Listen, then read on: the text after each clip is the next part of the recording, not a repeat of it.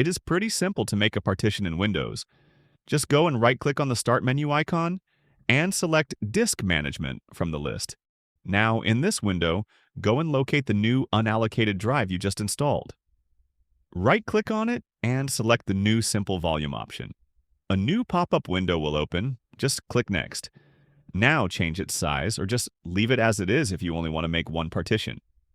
Assign a letter of your choice from this menu, and now simply format it using the default settings. Click on Finish, and it's done. If we come to this PC, you will have your new partition right here. Now, let's say you want to make multiple partitions from a drive that already has your data stored in it.